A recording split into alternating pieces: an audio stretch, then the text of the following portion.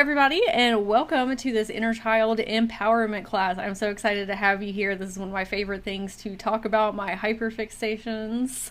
And thank you for being here, whether you are here live or are watching in the future. I appreciate you, so does your higher self and your inner children, for learning some fun tools and techniques to connect with the little ones within us, to help us with our manifestations and our imagination. And those are the topics we're going to be discussing today, how all of those work with one another to create a really whimsical reality around you. I know that's what we all want to be experiencing, not only individually, but as a collective and a community, and uplifting one another and just having a good time during this incarnation. So hopefully this will give you some new ways of pulling those things into your spheres, into your realms after today.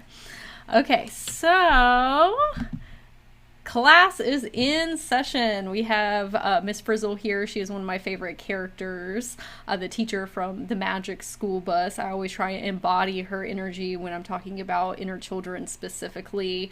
It helps them feel grounded and centered and like, okay, we're about to go on some adventures with one another. If it is your first time meeting me, my name is Sage. I am a creative mentor and an energy healer. I specialize in inner child healing, as well as astral and etheric work, working within the Akashic records, helping you connect with your multi-dimensional awareness and expanding your consciousness. And so why are we here today?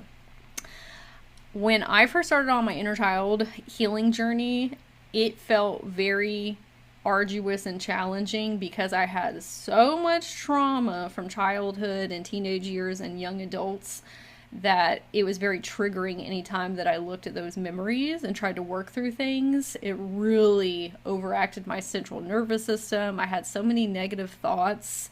I was experiencing anxiety and depression. I had PTSD. I had an eating disorder. I had body dysmorphia.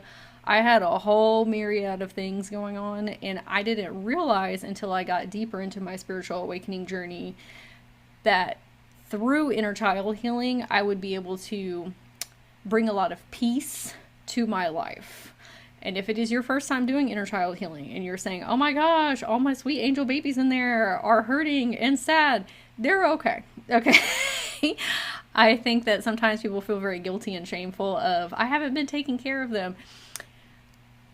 Life unfolds as it's meant to. Okay, we are here today with one another. You're right where you need to be at the exact right time. Okay, divine alignment. What I like to share with my clients is, if you are experiencing a lot of stress and anxiety in your adult life, we may not have the tools to go in there with our inner children yet. We're working on us in the present so that one day we can go back in there and help them move forward as well. Your inner children are not upset with you, okay, if you have not been in there. Inner children are focused on, are you here now? Great. I love you. That is it. I have rarely ever seen an inner child that is focused on, where have you been? They're just happy that you're there. Okay, and that's what we're going to be doing together today, is finding some really fun ways to connect with them.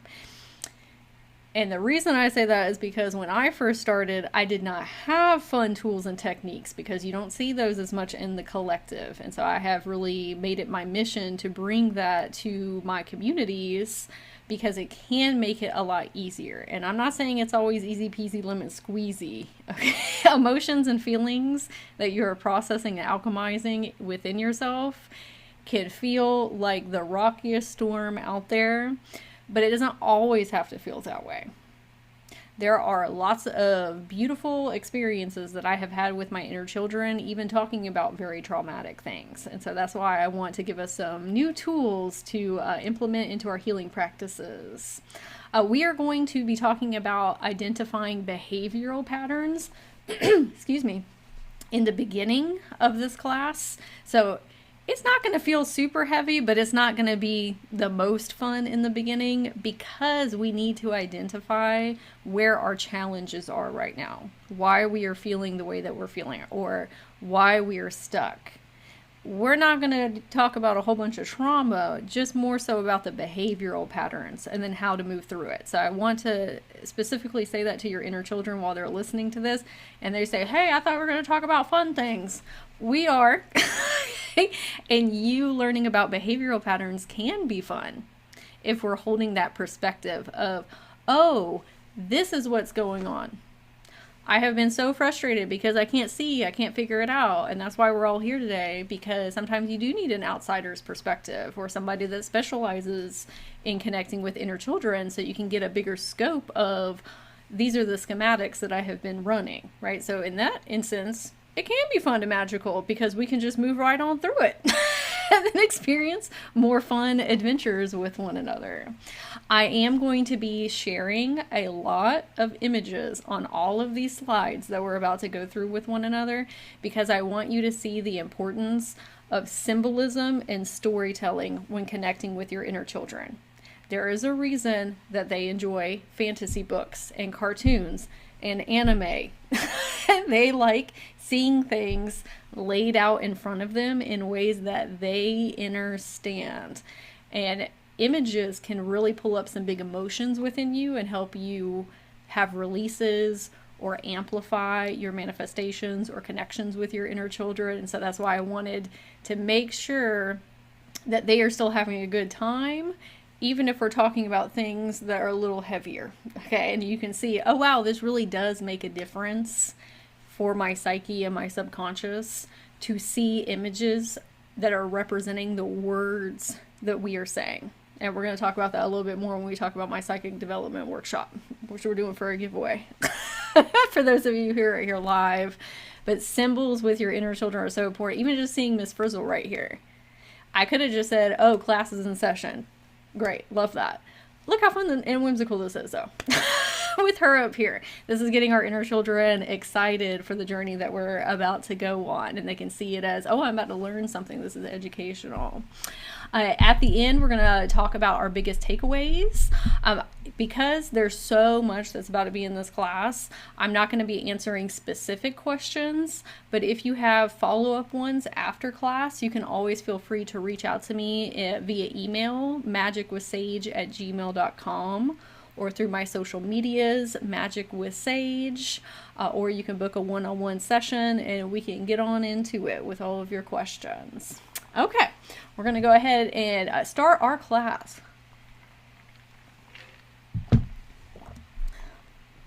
Why are inner child connections important when manifesting? Because they expand your imagination, your inner children, as well as the magic, miracles, opportunities, synchronicities, and abundance available to you. When you're an adult, we are so hyper-focused on what we got going on in the 3D with the bills and the kids and our job and all of the external circumstances that we forget that life is meant to be whimsical. Your inner children will help you tap back into that, and really amazing things orbiting your field, magnetizing to you, because a lot of us are magnetizing more stressful things or fearful things because that is what we are hyper focused on. Your inner children have completely different perspective lenses. They don't care about all that. Okay, they just want to have fun. So we're going to empower them today to magnetize more of that to you. So let's take a case study here. Somebody might be saying, I can only receive money from my 9-to-5 job. That is a belief with some people's finances. It's a big one. Like, how else is it supposed to come to me? I don't have any other avenues open or available.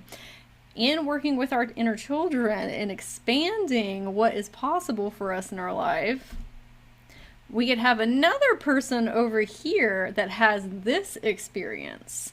I was drawing in my journal at a coffee shop, and a woman came over, asked about my art, and ended up commissioning me to design her wedding invitations for $1,200.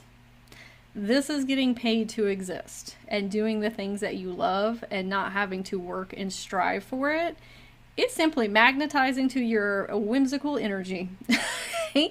But I could tell you the difference between these two people if I was meeting with them in sessions of how open are they to miraculous things happening.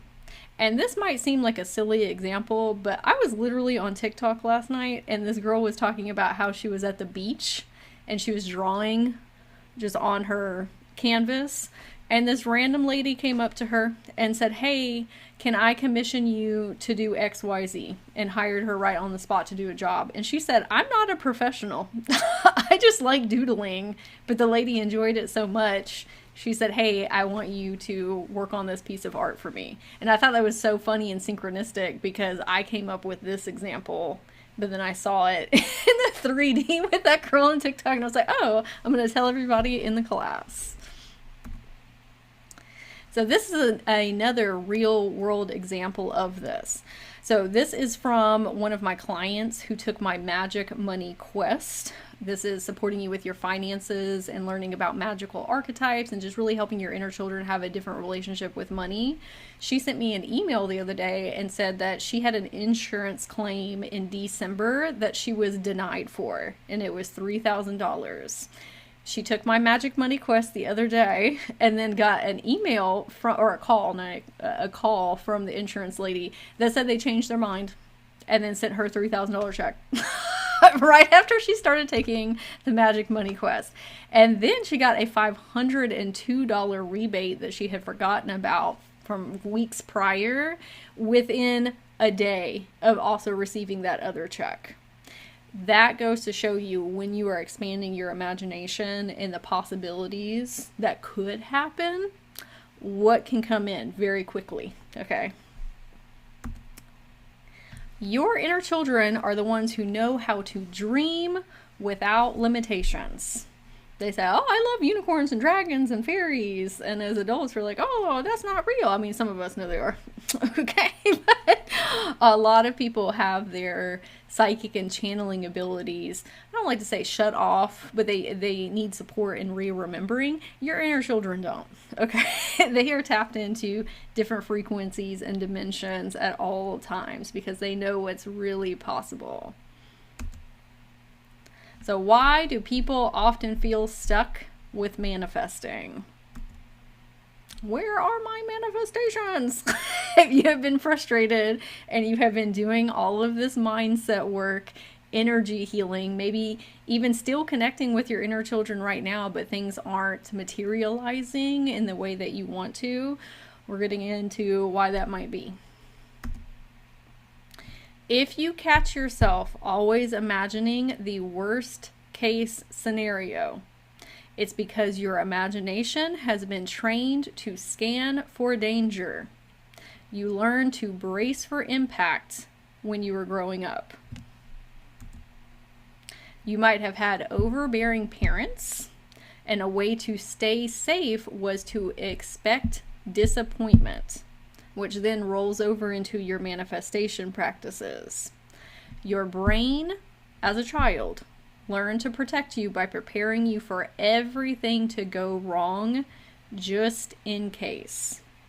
This is where we start making connections of, oh, I didn't realize that those things were correlated with one another, because seemingly when you're looking at it, it's like, oh yeah, I had spooky, scary parents and caregivers or teachers over here. What does that have to do with my manifestations? Well, if you were always scared, shrinking within yourself, emotionally shutting down, that is going to affect your manifestations over here. Or if you're constantly seeking disappointment, it's because you're going to do that with everything, irregardless of what it is, whether it's romantic relationships, friendships, money, your career.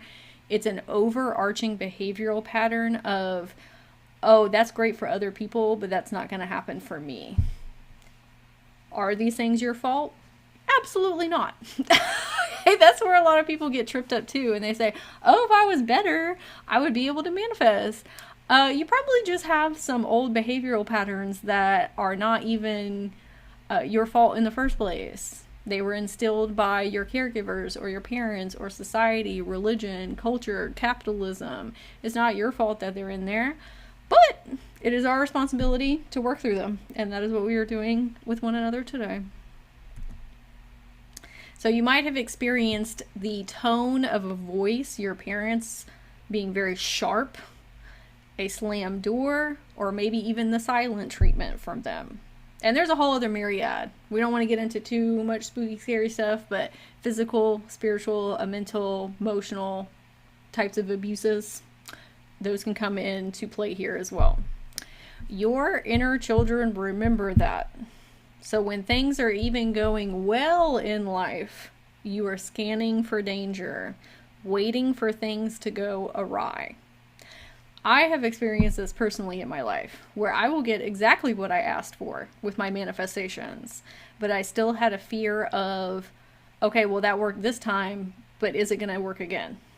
And why wouldn't it, right? Like, I proved to myself it could, but it's waiting for the other shoe to drop, or not thinking that I'm worthy of it, or constantly needing to prove my love, or prove my worthiness and prove that I'm worthy of being loved. But that is coming from inner child trauma of experiences that I had personally with my biological parents and my grandparents who raised me, and growing up in a religious household and a myriad of other things. But once I got deeper into inner child healing, I started to connect the dots of, oh, these things are correlated with one another in my manifestations. But imagination was not meant to be used against you. It's how you create new timelines, new outcomes, and new things to celebrate. Connecting with your inner children is an invitation for everything to go right. So a lot of us have been utilizing our imagination, again, bracing for impact, waiting for disappointment, saying I'm not worthy of this, or I need to be better. That's one way imagination can work, but it's not the way that it's meant to. It's meant to launch us into whimsical realities where everything is better and better and better, and you are always succeeding and thriving. We just need to redirect and reteach how to work with it. Okay, we're going to talk about survival mode, which the majority of people are in. Okay, and hold on, let me drink some water and we'll get into that in the tangent. So many people are in survival mode for multitudes of reasons. Survival mode is when your body and your mind are only thinking about what is currently happening. You are laser focused on escaping the present moment. It's a protective state your nervous system enters when it perceives danger, whether that is real, imagined, or from memory. So what I mean by that is, if a tiger is chasing you, obviously that's real danger, right? But if it's imagined danger, I see a lot of people, including me, that had social anxiety because I grew up in a very tumultuous childhood. And so when I would go out in public, I'm frequency reading everyone around me, which is making me hyper fixate on people that have ooky spooky auric fields that are angry and upset and frustrated, so that I can protect myself. Well, what that ends up doing is manifesting more of those experiences and drawing more of those people to me. When I realized that I'm in survival mode and I'm actually magnetizing more of this to my field because my inner children feel scared and it's not actual social anxiety, I'm just trying to protect myself, I was able to make a lot of changes in my life, and I have the best time out in public now. I'm focused on people that are smiling and laughing and giving me gifts and compliments and vice versa. That's the experience I have now because I figured out I was living in survival mode from childhood.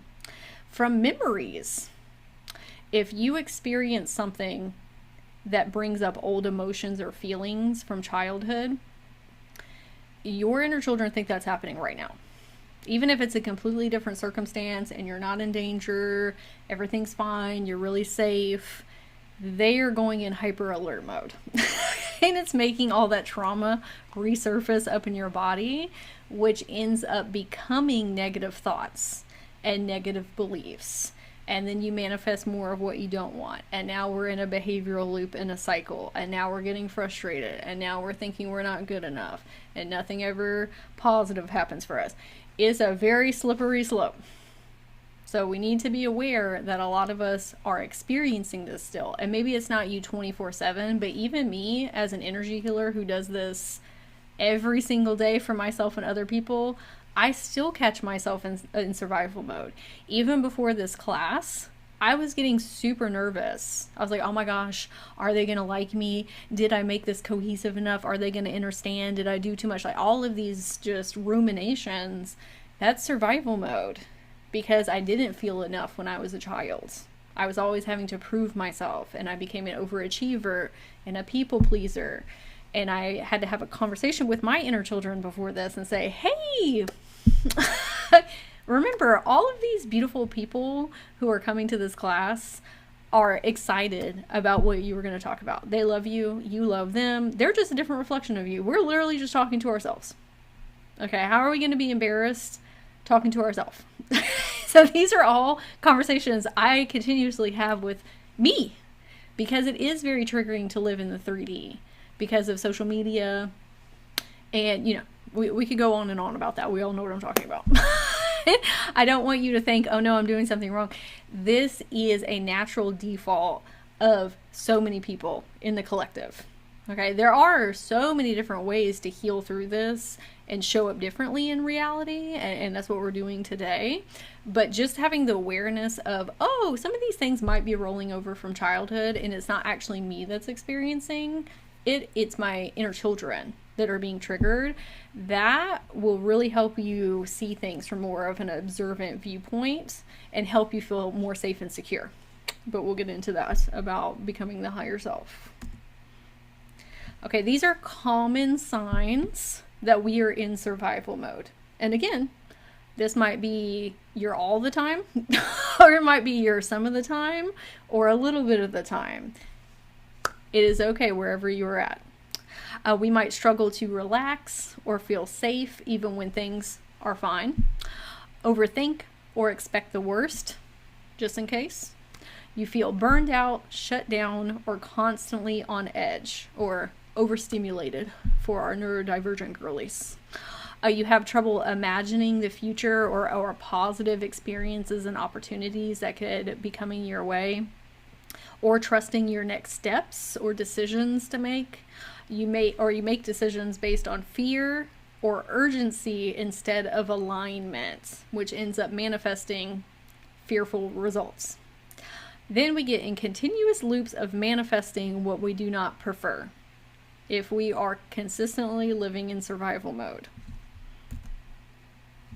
But survival mode is not a flaw. Again, that is not your fault. Okay, that is just programming of the human experience. It is your body trying to keep you safe. What I see a lot of times is people experiencing shame or guilt, especially if you're on a spiritual awakening journey and you're like, I understand all of these different things, but it's still happening. Okay, let's embrace it. Let's say, hey, central nervous system or survival mode, I see what you're doing for me and I love you for it. How absolutely amazing. Fear and anxiety, I see you, I honor you, and I love you because I know that what you're doing is positive in your lenses because what you resist will persist. If you tell those things you hate them, they will get louder and louder. They are trying to get you to hear them. So when I am experiencing fear and anxiety, I say, hey, that's okay. I love you. Thank you. We're going to do something different. Okay. I'm going to help you work through it, but I'm not going to bash you because I know that those things are just different parts of me. And I don't want to hate on different parts of me because that never ends well for anybody. So embrace them and say, thank you for protecting me. I appreciate you. Through nervous system healing, inner child connections, and rewiring patterns, you can create a life that feels fun and full of possibility. That's also why I wanted to call this class Inner Child Empowerment instead of Inner Child Healing. You will hear me use those interchangeably because it's so seeped in the collective consciousness. I like using empowerment because it notates that our inner children are not broken. There's nothing to fix. They're perfect. We love them unconditionally. We are simply helping empower them and feel more confident and self-assured. That feels a lot lighter than saying, oh my God, there's all these things that are broken and I need to fix. Okay, we are empowering okay, with one another. When you embrace the role of the higher self to your inner children, you create sacred space to lovingly help them heal these patterns. And that is what we are doing today. Identifying, oh, wait a minute, a lot of this stuff is not coming from me. It's coming from my past. That means I have an opportunity to change the things that I'm experiencing with new tools and techniques. But I am not going to continue to identify as me being the problem. Okay? We are empowering ourselves. These patterns of survival mode and attachment styles we're going to talk about and central nervous system reactions are no longer something you need to hold on to as your identity, but things that you can release. They were never yours to carry in the first place. Again, these are things that we learned from other people or that we were birthed into as a collective. That's not you as a soul. As a soul, you are joyous and full of love and magic and whimsy and happiness and empowerment. That's your true self. These are things that are learned over time, but they can be released. Learning about attachment styles and nervous system responses helps you recognize when you're reacting from old survival patterns versus feeling safe or from your imagination as an adult. So we're going to talk about those, not super in depth, but enough so you make the connections of, okay, if I do a little bit of research about these, I will understand myself and that these are not me. There are things that I learned. And now that I can identify them with my inner children, I can take a step back and say, hey, let me help you with that. This is an example of rollover behavioral patterns from childhood. Let's say that you are going to a family function and you have been doing so great on your spiritual awakening journey. You are experiencing peace and centeredness and groundedness every day. Then you get around your family members and you snap right back to child you because they are taking over your consciousness as a survival mechanism. They're saying, oh, I've seen this behavioral pattern with my mom or my dad or my siblings or my extended family. I need to either shrink within myself or I need to argue. I need to get ready to fight or combat somebody or be defensive. I need to lash out or I need to be quiet. However you respond in those situations. And then you get home and you're like, why did I do that? I have all of these tools and techniques and I've been doing all this healing and it's almost like I didn't even have control over my body. That's because your inner children are coming up to the forefront of your consciousness and snapping you back to those old ways of being.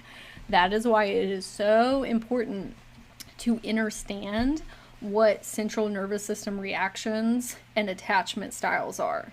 Because if you can identify those, now we're consciously aware of, oh, wait a minute, I'm snapping into that. And I don't have to do that. Maybe I need to take a second to recenter, go take a walk outside, have a conversation with my inner children of, hey, you're safe. I love you. We're not in danger. I'm the adult. I am the higher self. I don't need you to protect me. That's what I'm here for you. That can make the world of a difference. If you're just now starting those processes, I'm not going to say that it's going to be automatic every time for you to do that. It's something that I had to continuously do with myself in order to stay consciously aware. But now I'm at a point when I'm around people that I don't convince anyone of anything. I'm not going to argue with you. I'm not going to defend anything. I'm not going to get into it with you at all. If we are not on the same wavelength or on the same paths or on the same levels of understanding, I'm not going to engage with that. But that's a skill set that I have learned how to implement with my inner children, that they don't feel the need to take over when I'm around family members or 3D persons who are not as consciously awake and aware. So once you notice these patterns, you can choose to respond versus react from your inner child state of consciousness and level of awareness. So we're going to respond in these situations as adults instead of reacting from a traumatized child. So again, we're not going to really go in depth on these, but I just want to bring them up and highlight what they are. And then I am actually going to send resources on videos that you can watch that have helped me on my journey. Do you have to become an expert at these? No. If you are feeling the call to be an inner child healer for other people, I do recommend doing a deep dive into these. It will help you immensely be able to recognize patternings and connections within other people. But if it's for your own personal journey, watching a couple videos will give you enough of what you need to say, oh, I see what this is. Okay, I see what I'm doing, or what my inner children are doing, or maybe what I'm doing as an adult. Now we can work through it and find some new tools and techniques. So our different attachment styles, when we're thinking of attachment styles, we think of relationships, like with romantic partners. That's not all it is. It's with every single relationship you have with anything in life. It can affect your relationships, whether that's coworkers, your boss, your friends, family, anyone. Your money or your finances, your physical health, or your magic, your whimsy, your spiritual gifts, your channeling and psychic abilities. So the different attachment styles that we have: anxious, fearful, avoidant, and secure. We are looking for secure.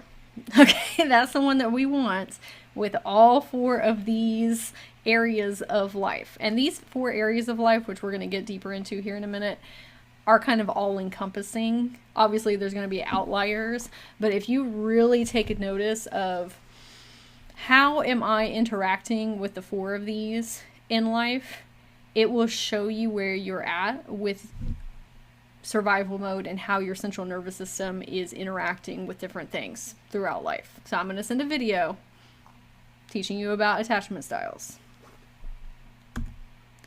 The next one is central nervous system reactions. When you are experiencing stress or anxiety, typically your body goes into one of these four states, if not multiple at a time. So I know we have heard about fight, flight, freeze, and then we also have fawn. Fawn is when you are shrinking within yourself. This is where people often have a lot of issues with communication and do not like to have confrontation with others or perceived confrontation. You're afraid of rejection. That's where the fawn piece comes in.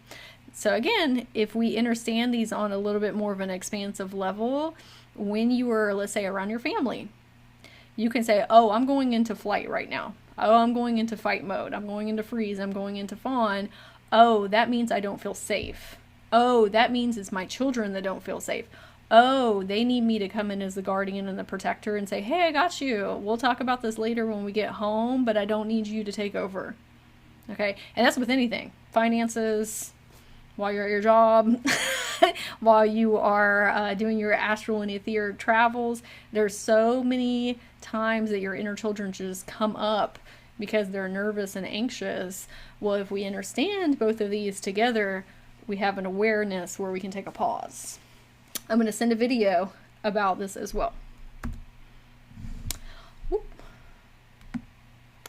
When you understand your attachment styles and nervous system responses, you can pause and ask yourself, is this happening right now? Danger. Or did this start in childhood? Is this perceived danger because of something I experienced in the past? This moment of awareness gives you space to respond versus react. And not only external people and experiences can agitate your attachment styles and your central nervous system reactions, your thoughts do that as well. Okay? I know that we have had catastrophizing and negative what ifs and overstimulation and us getting ourselves in a tizzy, that is coming from your attachment styles and your central nervous system reactions as well. So it can be self-imposing.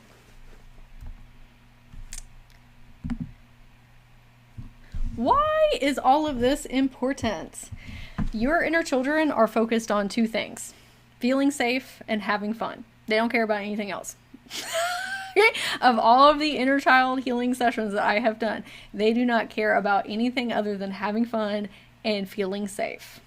This is why we need to speak to them on a different level of consciousness, because you as an adult are utilizing your logical and analytical mind, and you're running all these schematics and making all these connections and doing all these things.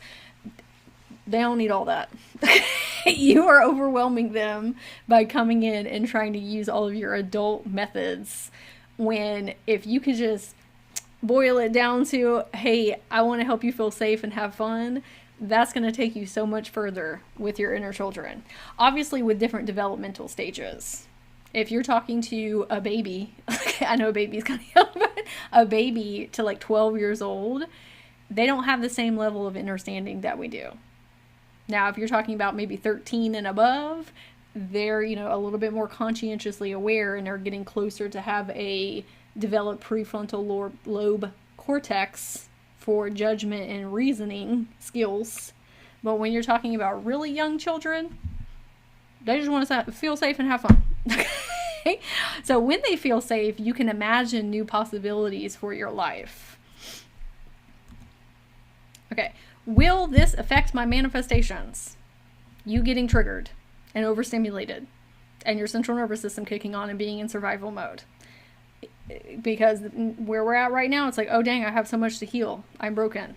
There's so many challenges. Oh my God, this is so much more that I have to take on. No. Okay? No. That is not what we were telling your inner children or you today.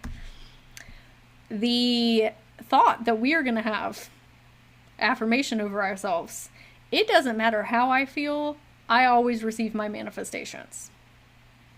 I want you to really let that sink in right now with you and your inner children. It doesn't matter how I feel, I always receive my manifestations. Because there is a rhetoric in spirituality that you have to be fully healed or feeling good or high vibe all the time. No, you don't. No, you don't. There are plenty of people that are stressed out and anxious and triggered or doing wonky donkey things that aren't great out in the world, and they're manifesting all kinds of things. Okay, that's you creating a value system with your worthiness for your manifestations. Now, do we want to feel stressed out and anxious all the time? Obviously not. That's why we're looking at all that stuff. But it's not going to affect your manifestations unless you let it. Unless you believe that. Okay, so we're going to say over our inner children, hey, there's no more lessons. There's no more lessons. There's no more challenges. We don't have to prove anything. Everything that we are experiencing through life is a growth moment. We are evolving. We are simply experiencing us and other people. That's it. Okay, I don't need you to learn anything else. I don't need you to do anything else. We are receiving irregardless, okay? Because we know at the core of our being, we're a beautiful soul. We are worthy of happiness and joy and whimsy and magic without having to do anything. We're doing these things so that we feel better throughout our day-to-day and can create even more expansatory manifestations that are bigger and bigger and better and better. But just because you feel that way doesn't mean anything. But it is going to help us feel better in our day-to-day. But we want to detach from our manifestations that we have to prove something. So I want you to say over your inner children, if it feels in resonance with you, I always receive my manifestations. Period. Okay. Your imagination is how you manifest. It's what invites you to dream beyond your current reality.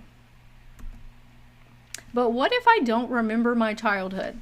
This is a big question that a lot of people have. It's fine. You can still connect with your inner children.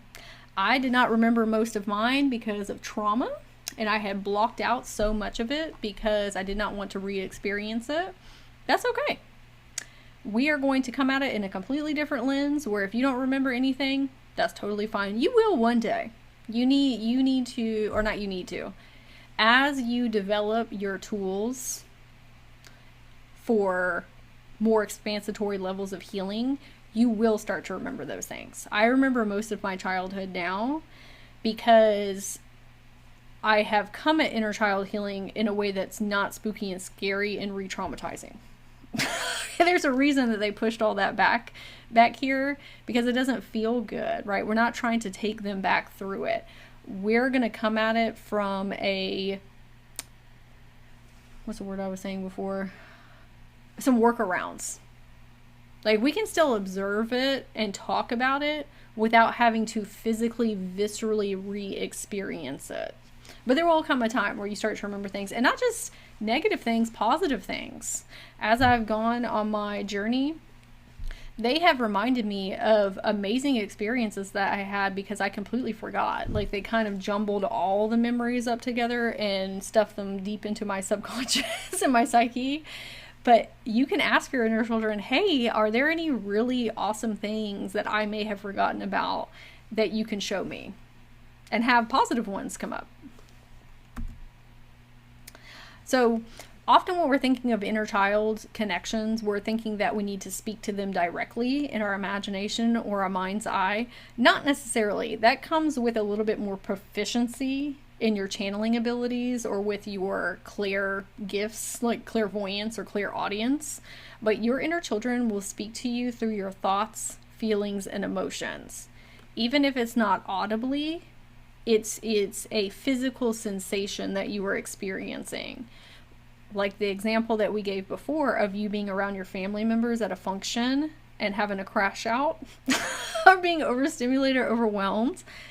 That's your inner children speaking to you, even if you don't hear them. They're saying, I'm scared. I feel like I'm in danger. It does not have to be audibly or you visually seeing them. When I figured that out, it really helped me take the pressure off of myself of, oh, I'm not doing it wrong. Like, maybe I just don't have that level of channeling abilities yet, but that doesn't mean that I'm not connecting with them. We're just not maybe at that level yet. When I first started inner child healing, let me get to the next slide and then it'll make more sense. Hold on. What if I can't hear my inner children? They can hear you. Okay? When I first started on this journey, I thought I was so silly and ridiculous for just talking to my inner children that I didn't even know there was multiple inner children. I just thought there was one. So I'm just talking to this inner child and they're not saying anything. But my soul knew they could hear me. I said, I'm just going to keep at it. And one day I will be able to. Just like with your higher self, you may not be able to hear them very clearly right now. That doesn't mean that will be the forever case. Actually, when I started working with my inner children first, before connecting with my higher self, I taught myself how to be a higher self to my inner children, and then they started talking back to me. And now all of a sudden I can hear my higher self super clearly because I know what it means to be a higher self. That's a frequency that you lock onto. Like, oh, that's what it means. That's how it sounds, or that's how they sound. That's how they interact with me. Well, you can teach yourself how to do that if you do it with your inner children. And it opens up the channels of communication both ways. So keep at it. They can hear you. Okay, you just keep on talking to them and hanging out with them and going on fun, mystical, magical adventures, and they will start to open up. They also might speak through memories. If you are going about your day-to-day and you start thinking about something super random, you're like, what the heck, why did I think of that? It's your inner children. Maybe. Sometimes we see things out in in our life experiences that is reminiscent or nostalgic of things that have happened in the past, and that'll bring it up. But sometimes that's your inner children pointing your awareness at it so you see it, so that you're reminded. So if we're not there audibly or visually yet, pay closer attention to what's coming up with your memories. Say, oh, maybe that is them asking for support. Especially if they're still learning, it is safe to voice their feelings and opinions.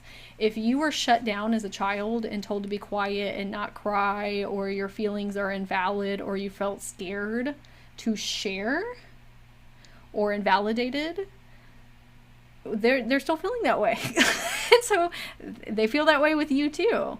That's why we want to build communication and trust with them so that they feel open enough to do that with you, because they're kind of just seeing you as an adult figure like anybody else, right? So that's where we come in and we teach them, I'm not everybody else. I love you unconditionally and I want to hear what you have to say. So let's give them a little bit more grace of, if they're not ready to come up and talk yet, that's fine. I'm going to keep talking to you. I'm going to keep sending you love and all my positive thoughts and telling you that you're safe and you're cared for. And eventually those will open up. And I say that because this has been me.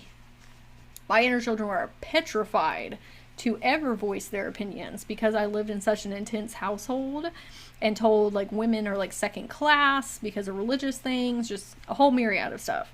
And later on, I realized they didn't talk to me for a really long time because they were taught not to. They didn't have a voice. They didn't know how to use it. So with me continuing to show up with them and just reminding them, I'm here, you're safe, I love you, eventually they started to open up. Okay, most people try to connect with their inner children by going straight into trauma work, but that usually dysregulates you and your inner children even more. It is difficult to heal inner children from a space of urgency, stress, or overwhelm. This is why I said you may have not been at a place to do inner child healing yet, because you are too dysregulated as an adult.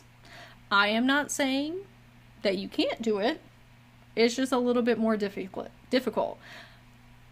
I don't know if you've ever experienced a child outside of you that is throwing a tantrum or wildly upset. It's very triggering to you as an adult as well, especially if you had a traumatic experience.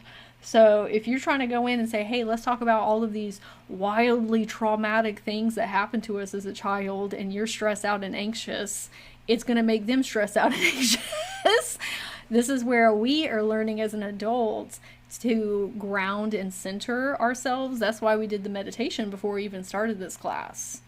So that way, when they are experiencing intense emotions, you can say, hey, we're good, everything's all right, why don't you tell me what you got going on? So that's why it's okay if we're newer to inner child healing and we haven't quite got there yet, because you're still learning tools and techniques as an adult to be able to hold that space for them. And I'm not saying you have to be perfectly calm. There's been many a time where I have been very triggered talking to my inner children, which ends up helping both of us. But I just wanted to highlight that in case. Now, if you met somebody and they just started trauma dumping on you, that's no fun. Okay, I know we've all experienced that as light workers and people just naturally do that with us, but it's very jarring to your system. How do you think that feels to your inner children? You trauma dumping on them and saying, hey, let's look at all this people pleasing and overachieving and masking and fear of success and fear of failure the very first times you go in and speak with them. That's probably why they're retracting within yourself. Okay, there will be a time and place for that. If we are newer to inner child healing, we need to be having fun. We need to be creating safety. Those are the two things that we need to focus on. So this is where the art of storytelling comes in. All right, everybody, we are back. So we're going to get into the art of storytelling, and this is what I mean when I was mentioning there are workarounds to digging into some really heavy trauma. Oftentimes we're very focused on the problem or the challenge, whereas we could focus on the solution and where we're headed. Okay, the manifestations that we're bringing in. Now, that's contextual as well, because if you're a self-aware girly, okay, or neurodivergent, or you want to be or are an inner child healer, you will sometimes hear out in the spiritual realms, don't worry about the past, let it go, move forward, persist, be in the end state, in the wish fulfilled. Absolutely, I love that. However, if you're the type of person that likes to ask why questions, and it doesn't satisfy you to just move on, that's why I'm teaching a lot of these things, because same. I want to understand the behavioral patterns. I want to understand why my body is freaking out or going into fight, flight, freeze, or fawn. I want to understand attachment styles because I resonate with people who want to know those things too. That's why I end up teaching in my mentorships or through my content creation. It's okay if you manifest, persist, and forget about the past. That's okay. But a lot of us here do want to understand the intricacies of these things, and that's why we're here together. Right? So either way is totally fine. But if you're that type of person that is not fulfilled by just moving on, and you really do want to have a better understanding of yourself or for other people, that's what we're doing. Okay, you are the star of your movie. What kind of story are you writing? What is the script in regards to your relationships, your money, health, or magic? The 4 main manifestors people are focused on. Okay, the big umbrellas. You are the star. Everybody else in reality is a supporting character. Okay, that's where we get into main character energy, because that's true. Everybody's living in their own reality bubbles. That's also why it's important to work through things like people pleasing and masking and pedestalizing others and other things, because you the center of your reality. Everything revolves around you, but we're taught that that means that you're selfish or you're not being compassionate or empathetic. No, that's a whole bunch of collective jargon that's all been jumbled up with one another. You can still be the main character, and then other people also be the main character and then in their own realities. It's not taking away from other people for you to be self-focused, because we're not coming from a place of oppression or wanting to hurt or harm others. It's like, no, I'm thriving and I'm successful, and you're thriving and you're successful, because we're all reflections of one another, right? So it's okay to embody that role, because now we're the creator of our reality instead of the victim of it and things happening to us. No, we are happening to reality. Reality has to conform around what we say. That's where a lot of people are getting stuck with manifesting, because you are creating a negative story up here and then you see it out here, right? So what is the narrative and the script that we are running right now with these 4 categories? So what if I'm new to storytelling? How do I rewrite my script? This is where I started when I was connecting with my inner children in the beginning. Listening to guided meditations, because a lot of us do not have strong imagination skills because it was taught out of us in school through capitalistic tendencies of us all being production workers and utilizing our logical and analytical mind. So this is something that you need to reconnect with within yourself. That is, when people say you're the creator of your reality, it's working with your imagination. And a way that you can tap back into it is listening to guided meditations. I love this woman on YouTube. Her name is New Horizons, because at this point in my journey, I was not able to hear or see my inner children, much less be in my imagination. I was so cut off from it. I was so stressed and anxious. Okay, let somebody else take the lead. I can listen to somebody talking about unicorns and dragons and fairies, and that way I can relax a little bit more and just enjoy the experience. And then one day I will be able to do that. And I am. I take people on meditative journeys that are whimsical and fun, and I create them now. Right? But I started with listening to somebody else. That doesn't mean you're broken or you're not capable of doing it. Remember, these things have happened because of life, not because of you. So listening to guided meditations with your inner children, whether you can see or hear them or not. Okay, this is you investing time and energy with them and saying, I'm here, I love you, let's hang out. You can also listen to stories on YouTube if you're more of an auditory listener, like The Bear and the Bee. It's literally a children's book that you can listen to. There's so many of them online. Or actually read tangible books. I know that sounds kind of silly, like, oh, I'm reading a book for an 8-year-old. Okay, but it's for your 8-year-old. They want to read it. It's just like if you had a child and you're doing bedtime stories with them, or get one for a 10-year-old or a 12-year-old or a 15-year-old. It's teaching yourself how to write stories. Rewrite the narrative of your life. It is going to give you the tools and techniques that you need. It's teaching you the hero's journey. Like, oh, everybody experiences some type of challenge in their life, and then we work through it, and there's life lessons and growth moments. It's teaching you how to have a framework and guides for your own life. We're going to do an activity together with our inner children, so I can give you an example of this. So yeah, we could go in and talk to our inner children about money trauma, for sure. And sometimes that is beneficial. Okay, you really got to ask yourself, right now from where I'm at, would it be more beneficial for me to talk on a higher observatory level and do something fun and whimsical with my inner children? Or do I really need to understand the intricacies to clear it out or to help somebody else that's experiencing money wounds? But if you're brand new to inner child healing, do this instead. Because this is going to open up the windows of trust and communication with them. And then you can go in and do all that trauma work later. Okay? But we need to start somewhere fun first. And this might seem silly to you, but it's not silly to them. Again, they don't care about behavioral patterns. They care about having fun and feeling safe. And oftentimes, that will heal all that stuff without you even having to go in and do all that trauma work. So we're going to make a money potion together. This is something that I did with my inner children and shared on my social medias. And it was fun and lighthearted and just what my teeny tiny inner children needed to manifest more money in our life. Okay, so money potion. If you were going to create one, like you're a witch, you're a wizard. And what would you put inside of your potion to bring more money in? So I'm going to share what I have put together here. So we're going to start in a location, an anchor point.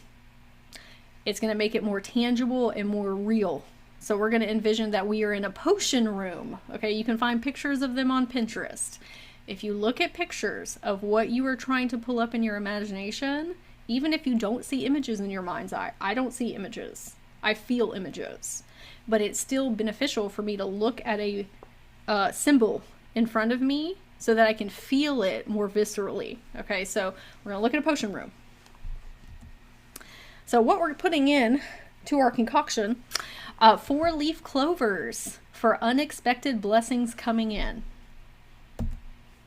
Ladybugs are messengers of luck. We're not putting the actual ladybugs in there.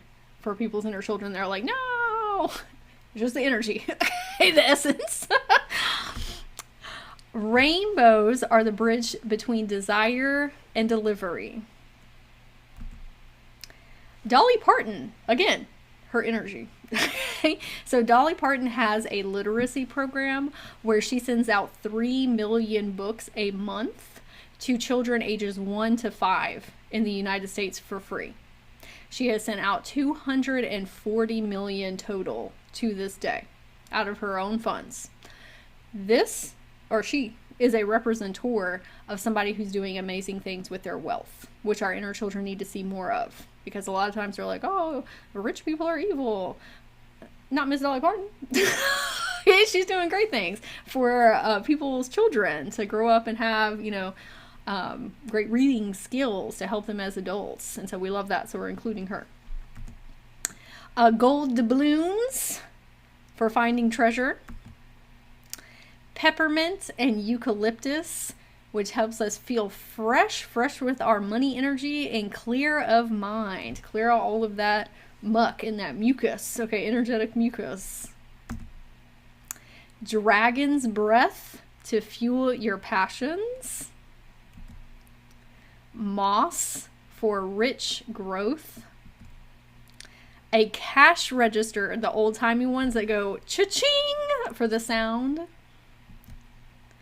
And the color of our potion is like a Baja Blast from Taco Bell. So what do we do with our potions once you have mixed them up? Now, if you do this activity with your inner children, they might have completely different answers. And if you're not hearing something from them, you do it. Sometimes we're thinking like, oh, I can't hear them. It's coming from my mind. It's all you. Okay, eventually there will come a time where you are able to hear them individually, all their different ages. If it's just you coming up with it, at least we're hanging out with them and having fun and doing enjoyable things. Okay, it doesn't matter. So So I want you to do this activity and say, what would be in my money potion? What would be in my love potion? What would be in my health potion? What would be in my spiritual gifts potion? Okay, and go on Pinterest and find all your pictures. So what are we going to do with the potions once we have created them? You can envision with your inner child pouring it into your bank account. Okay, all over your money. Okay, and it just amplifying and manifesting more of it. And it just stacks and stacks and stacks. You can envision in your mind that you're giving it to your friends, because your success is their success and their success is your success. You're like, oh, here's one for you and one for you and one for you, sending them blessings, much like you would do with Reiki, healing energy. I'm giving my friend a potion. You can tell them, auditorially, or you can just do it in your imagination. I'm sure they would be happy to receive. Or you can drink one for yourself for fast effects. Oh, I'm drinking my money potion today. Money is on the way. Okay. It might seem silly to do this, but this is exactly what your inner children need. Or not even need, what they enjoy. You're over here doing all these logical and analytical things with financing and budgeting and mindset work. Still do those things. But those don't make sense to your inner children, and your inner children are the ones that are carrying the wounds to begin with. Sometimes you can circumvent all this adult stuff if you go in and reparent your inner children where it first started, doing whimsical things. And so this is an example, but you see how this is also storytelling. That's why that skill is also important, because there's a beginning, a middle, and an end. Okay, there's arcs, there's cycles. That's what makes sense to children. That's why they resonate with Disney movies and things of that nature. It's teaching life lessons. Okay, so 4 areas of manifestation. I could sit here and talk about all of the inner child wounds that somebody can be experiencing. People pleasing, fear of success, fear of failure, imposter syndrome, emotional shutdown, perfectionism, overachieving, yada, yada, yada. Okay, love that. Still do that. What is going to be more beneficial for you if you are just now starting an inner child healing is simply focusing on these 4 areas. How do I feel about relationships? How do I feel about money?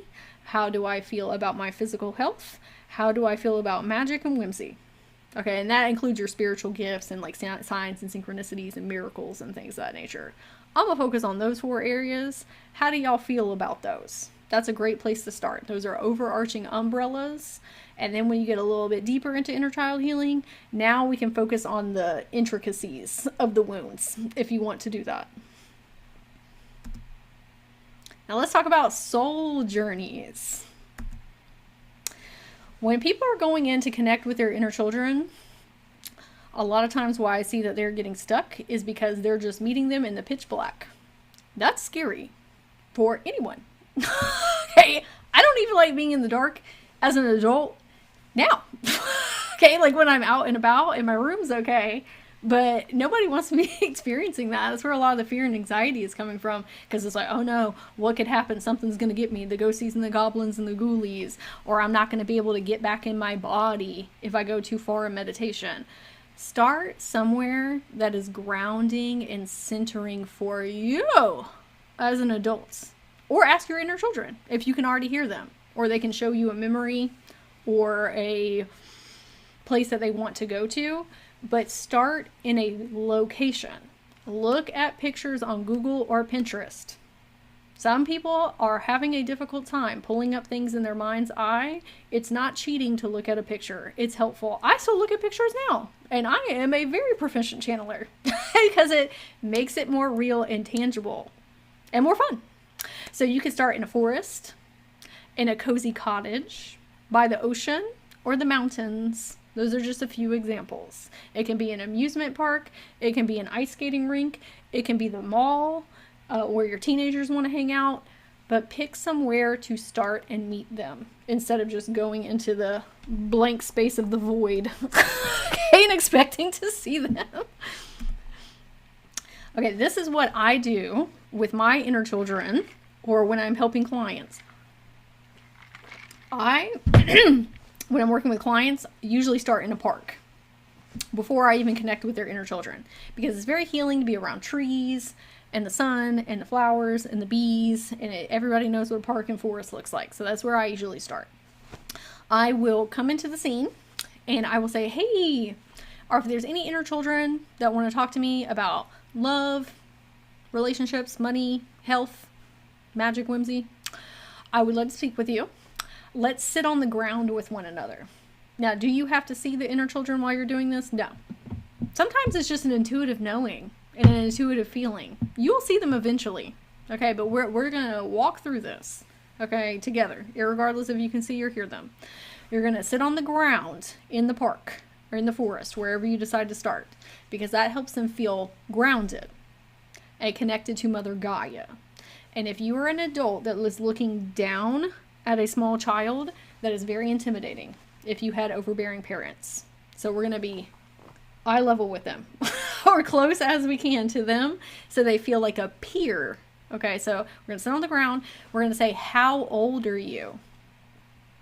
If you don't get a response, that's fine. You're just letting them know, hey, I care. Okay, and you might be surprised about being able to hear them. When I do soul retrievals with clients, sometimes they're like, I've never heard my inner child. But then we go in and we ask specific questions like this, and they're like, oh my God, I can hear them. I'm like, yeah, because we're being more specific. We're not just going in with no plan. Okay, so how old are you? Where do you want to meet? Where do you feel safe? You might have started in a park, but maybe they want to take you to Unicorn Land, or they want to take you to go see the dragons.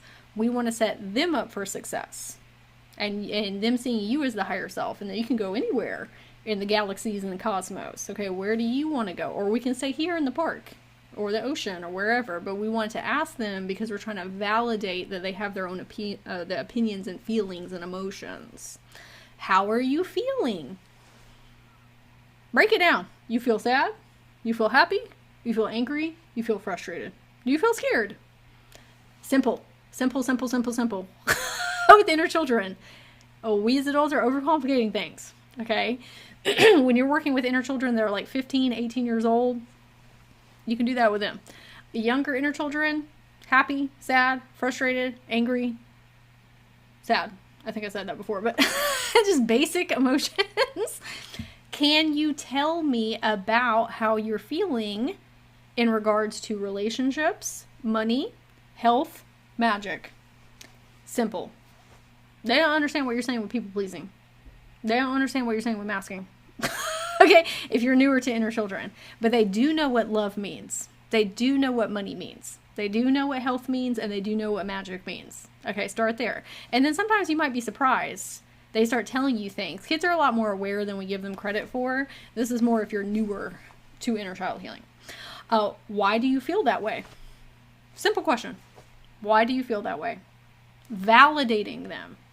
I hear you, and that totally makes sense. What we don't want to do is try and argue with them or try and change their mind. We want to shower them with love and compassion and empathy, and I get it. Yep, that's valid. Okay, we can talk about it, and I can help you feel better, but whatever you're feeling, totally okay, totally understand. Because you as an adult are using your logical and analytical reasoning. It's kind of like your inner child might have seen your dad as a monster.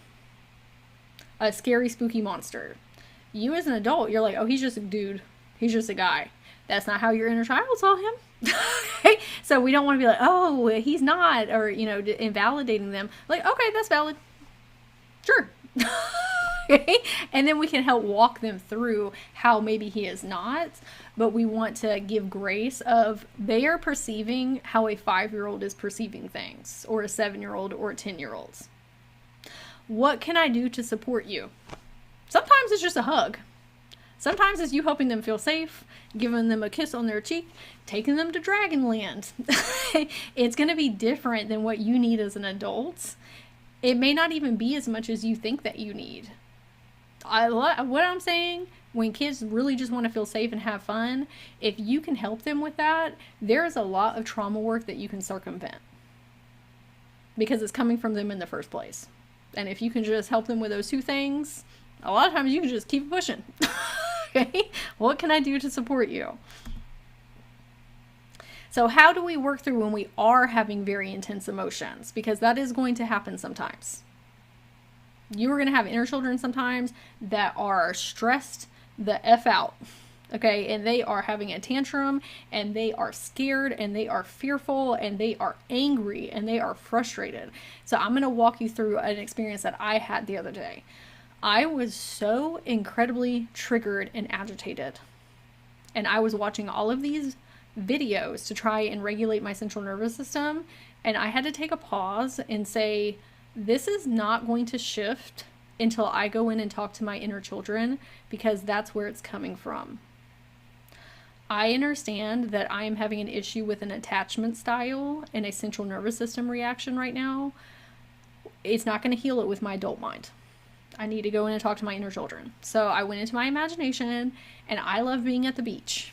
Okay, and so do my inner children. So I said, hey, can you meet me at the beach so we can talk? And then there was an 8-year-old version of me that met me there. And I said, hey, let's sit on the ground together. And she ended up putting her head like in my lap and was crying. I'm crying in the physical plane. She's crying. We're all crying. And I said, can you tell me what's going on? Why are you feeling this way? And I said, I want you to, I don't want you to try and fix things. I want you to tell me exactly what you are feeling. It's not going to hurt my feelings. I don't care what you say. I will love you irregardless and unconditionally. And she went on a 5-minute rant about how she hates everything in my life and how she hates me. That I am leading her to dangerous and stable places. And that I don't listen to her, and I don't make her feel safe. And I'll be honest with you, that did not feel good to hear. Okay? But because I have been doing this work, I was able to stay regulated and centered, and I said, that's okay. That's okay if you hate me. Okay? That is fine. I want you to keep going. And she just kept talking and crying and talking and crying. And I said, how do you feel now? And she said, I feel better. That's when I realized she wasn't talking about me. She was saying things that she wanted to my parents, but she was never able to. And she had to stuff it down. She was so angry at not being taken care of in the way that she needed to be and never being able to express that. And thank goodness that she felt safe to do that with me, so that both of us could release all of that resentment that we were feeling. She didn't mean anything about me, but it felt like that. And that's, emotions can feel very intense, okay? It can be very scary and spooky, but that's where, if you understand attachment styles and reactions and why these things are happening, you start to realize, oh, this isn't actually coming from me as an adult, it's coming from my inner children, and I can help them work through that. Am I still going to have to experience it in my body to release it? For sure. But it doesn't mean anything about me, and it doesn't mean I'm not successful or not going to get my manifestations. This is an opportunity to release things that have been pent up in our body that are causing reactions, if I just take 5 or 10 minutes to work through it with them. So the bigger observant procedure here, okay, I'm not only using procedure, that sounds medical, but the guide, okay, when you are talking to your inner children and it turns into like a big emotional thing, the main points that we want to convey to them is, you're safe. We were at the beach and I'm in my room at home. I said, hey, look around. There's nobody here. Nobody's going to yell at you. Nobody's going to get upset. You're okay to say whatever you want to say. Thank you. I told her, girl, thank you so much for saying what you had to say. Because it brought her so much closure. It brought me closure. I had never been able to express those things. Thank you. Thank you for trusting me enough to say those things to me so we could work through it together. I'm proud of you. I love that you express your feelings and emotions. What a rock star. Okay? Stellar. I love you unconditionally. It doesn't matter what you say. You can curse as loud as you want in here. You can say horrible, nasty things. I don't think they're horrible and nasty, because I know thoughts are just thoughts. I know feelings and emotions are temporary. It's fine. Okay? No matter what you say or how you feel, I love you and you are perfect the way that you are. That is what your inner children are focused on. That's all they need. Yes, I could have sat there and talked about, oh, well, you know, our parents did this and they did that and we did this and they did that and let's look through all these trauma and all that. She didn't need all that. She needed this. Right? So that's where I'm conveying, like, hey, sometimes it is beneficial to sift through, like, why are we experiencing all these trauma wounds? Or you can kind of work around it and just focus on feeling safe and having fun. And then moving through. Okay. Asking age-appropriate questions is very important, because you are coming from your logical and analytical adult mind, and your kids are sitting over here so confused, like, what are you talking about? I don't even understand what you were asking. And I'm going to tell you how I got these questions so you can see how really easy it is to formulate them. But I want to show you what that looks like in real time. So the trauma wound that we're going to focus on with these questions: feeling responsible for everyone else's emotions. That is a big one as a light worker and an empath and a neurodivergent girly, okay, or person. I see that all the time, which leads to burnout, okay, and resenting people. Even though we do love helping people, we're like, get everybody away from me. So I want you to envision that we are talking to the same 5-year-old, 10-year-old, 15-year-old, and 20-year-old, and the same person. But we're going to ask different questions for their level of consciousness. So a 5-year-old, a question that you would ask them: do you think it's your job to make everyone happy? Simple. Okay? Do you think it's your job to make everyone happy? A technique that you would use with a 5-year-old: storytelling and play therapy. In your imagination, or out here in reality, either one. Use puppets, dolls, or stuffed animals to model that everyone has their own feelings and it's not their job to fix others. Create a character who learns how to take care of their own heart first. Simple, silly. Okay? It needs to be imaginative and playful the younger the child. Okay? Now, the 10-year-old version of somebody who's experiencing this. What do you do when someone around you is upset? Do you feel like you need to fix it? See how that's a little bit more elevated in consciousness level and going a little bit deeper into the subconscious and psyche and in methodologies. So what you might do with them, drawing or emotional mapping. Invite them to draw what their feelings look like versus someone else's. Again, symbolism with kids is really important. If you do exercises with them like this, when they're out and about on their own or your own while you're going through life, and then you catch yourself doing that, your 10-year-old will start to see the difference of how to differentiate through symbolism and drawing. If we are doing activities like this, we have to give them a tool and a technique. So a 15-year-old. Do you feel responsible for keeping the peace or making everyone feel better, even when you didn't cause the problem? And their method might be journaling or somatic check-ins, introducing body awareness tools like placing a hand on your chest and asking, is this mine? Teaching self-affirmations: I can care without carrying. I can observe without absorbing.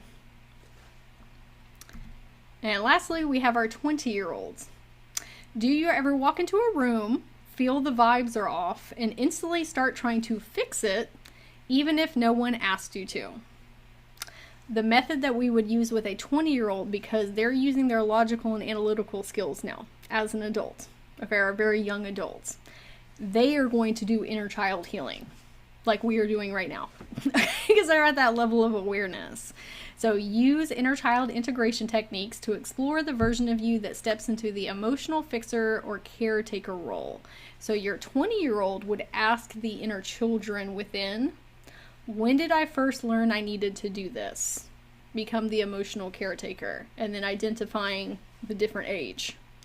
What does this part of me need to feel safe or have fun? Like we talked about previously. Every age child has a different level of consciousness. They have different perspectives and experiences. You might be experiencing imposter syndrome and had a circumstance happen that triggered that at all the different ages for different reasons. And this is not me saying that you need to go in and heal every single one of them. This is you simply asking, what's the trauma wound I'm experiencing or area of focus for manifesting? How far back can I remember? Okay, let's heal that one. Or let's help them move forward. That radiates out into all the other inner children. They're all in there observing. They're all watching. They're all listening. And even though it might be an age-appropriate technique for, let's say, a 15-year-old, you are healing so much trauma energy in your body that you may not need to have to go in and work with the other kids on that one particular thing.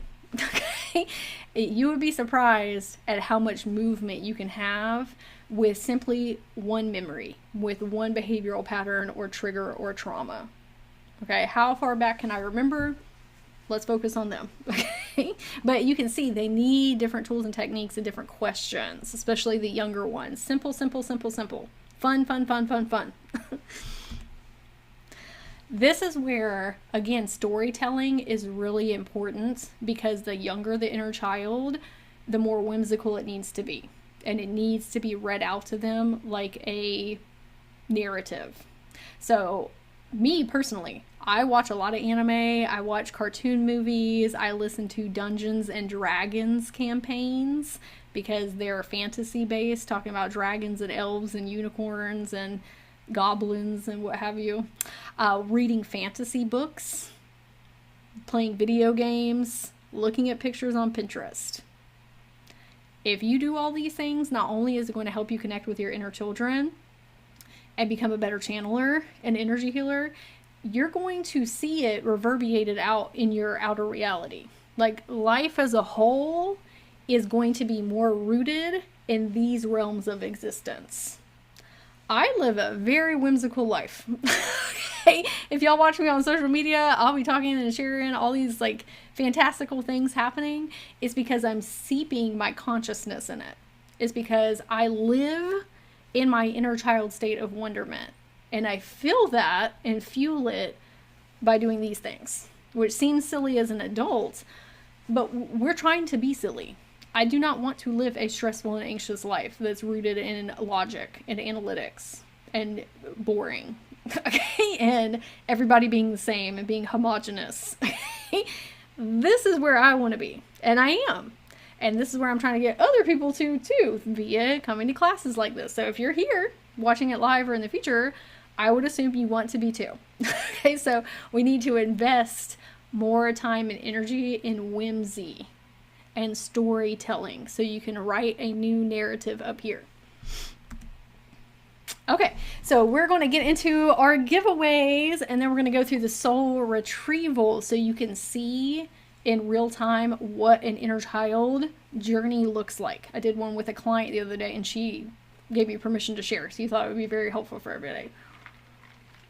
So before we get into the giveaways, I do have an inner child healer mentorship that is available if you want to expand upon these concepts. If you have that calling within your soul of doing it for yourself, doing it for other people, offering sessions or your own mentorships, but you want to enhance the skill sets that you have in your inner standings.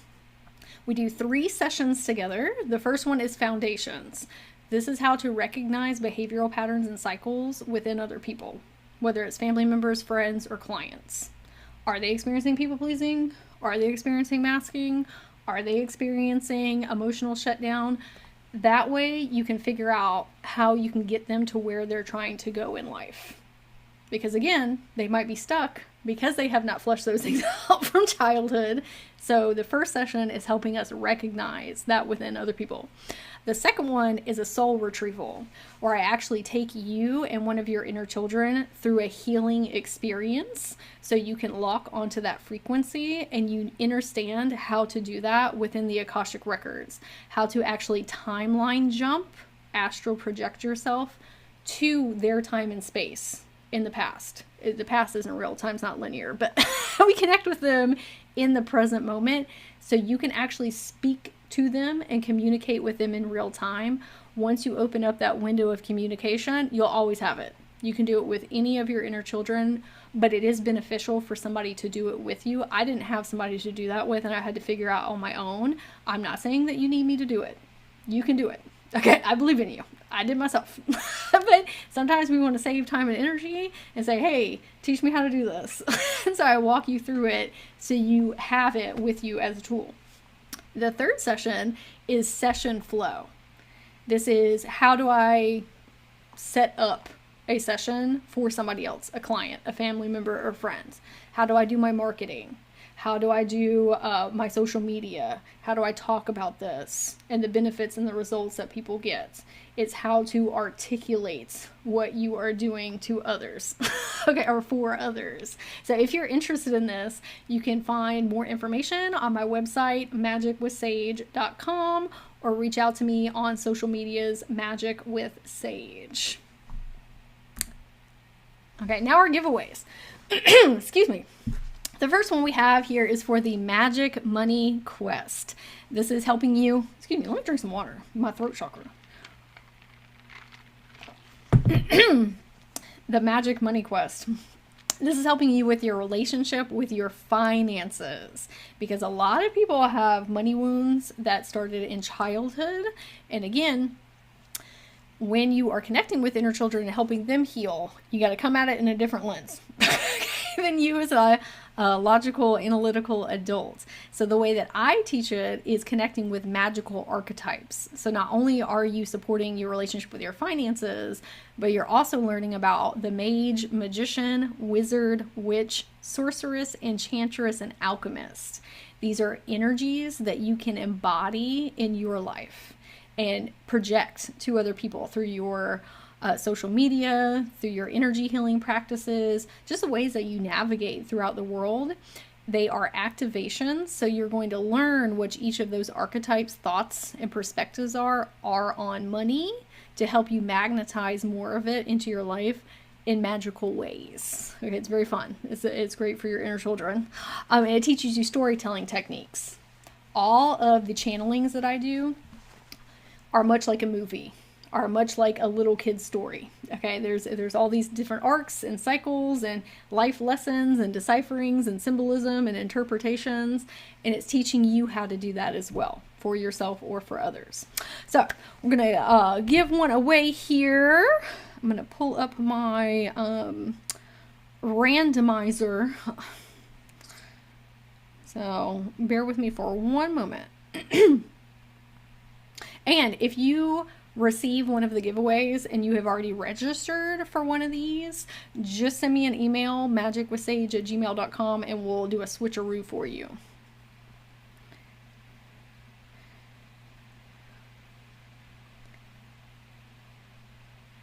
Do a drum roll. Haley Adams. Haley Adams, you are the winner of the Magic Money Quest. Okay, and then I'll send you an email afterwards. Okay, and if anybody would like to sign up for this, you can find it on my website. Okay, the next one is the Spiritual Gift Activation Series. There are a lot of inner children that have fears of doing astral and etheric work. We have been cut off from that because of religious trauma, or watching social media, or movies, TV shows, books with the ghosties, goblins, and ghoulies that are going to get us. And so I am reintroducing your inner children to their magical and whimsical abilities and reawakening that within yourself. And we do that through connecting with the unicorn, dragon, fairy, elf, phoenix, mermaid, and tree spirits. So we are helping them feel more safe and grounded and centered with connecting with your multidimensional facets and awarenesses, but I'm also teaching you how to actually implement 7 new spiritual gifts. I walk you through what they are, how to develop them, and how to share them with others. So if you are a practitioner and you've been feeling a little bit stalled out on your next level of gifts, this will give you some new ones to play around with, but you don't have to be a practitioner. You can also utilize these in your own personal life as well. And again, I teach them through storytelling techniques. So if you walk yourself through this, it's going to help you with your manifesting abilities as well. all the things that we have talked about thus far. And you can find this on my website, magicwithsage.com. And we will get another winner here.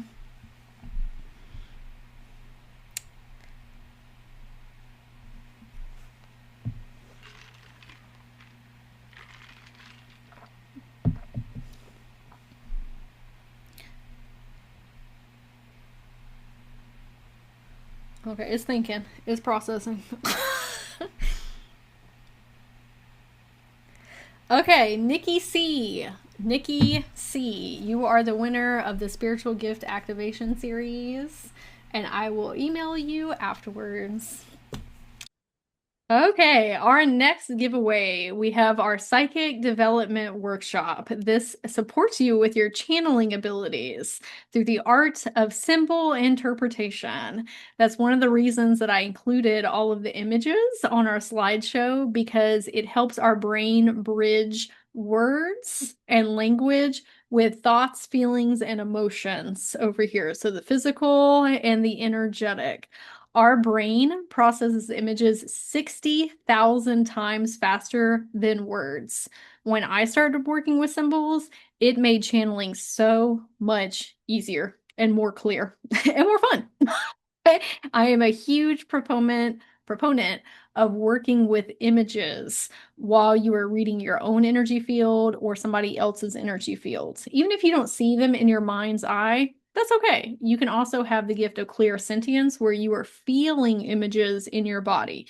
That's the clear psychic sense I have. And so even if you don't see them, it doesn't mean that you won't be able to utilize these skill sets. It will also help you with trusting your intuition and the downloads and insights that you're receiving from your spirit team, your ancestors, your inner children, your different incarnation. It streamlines everything and helps you make sense of the information that is flowing to you from source. And we do it in a really fun exercises like we have been doing today. And you can find this on my website, magicwithsage.com. So our winner for the Psychic Development Workshop is Shilpi. Shilpi, you are the winner of the Psychic Development Workshop, and I will be messaging you after our time together here. Okay, we have one more.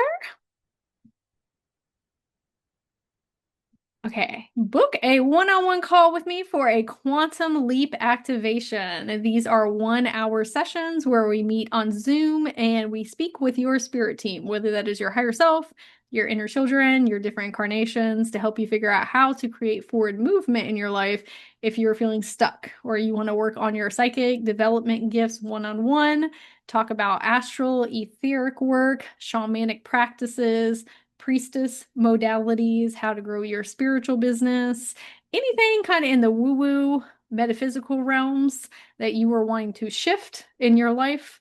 I would love to support you with that. I also have 3 and 6 month mentorships through the Quantum Leap activations if you're wanting to receive longer term supports. And you can find these on my website, magicwithsage.com. Now, today I'm giving away an hour session with me. And so the winner, I was calculating it while we were on our break. The winner of our one-on-one session is Tabitha. Tabitha, you have the 1 hour private session. And I will be reaching out to you after our time together. Okay, and if anybody would like to sign up for any of these, they are open and available through my social medias. Now we're going to get into a soul retrieval. This is the one that I did with a client. And our biggest takeaways from this are going to be, oh, we don't have to necessarily sift through all of this really heavy and dense trauma and focus on the problems and the challenges. I can have fun with my inner children and then that be it. Yes, ma'am. Or yes, sir. So even though this is a journey that I led someone else through, it's going to have a multitude of insights and downloads for you and your inner children and tools and techniques for you to take with you in your own adventures as well. Okay, and we'll see why symbolism is important in here with images, storytelling, narratives, everything that we have talked about thus far. Okay. So she originally was reaching out to me to help her with manifesting. She was feeling very stuck in her life. And what she was wanting to bring more of is consistent and larger amounts of cash and clients. Consistent, larger amounts of cash and clients. She is a spiritual entrepreneur. However, you can insert anything you want here, whatever your goals, dreams, and aspirations are with love, money, physical health, magic. Okay, so you think about something you want right now.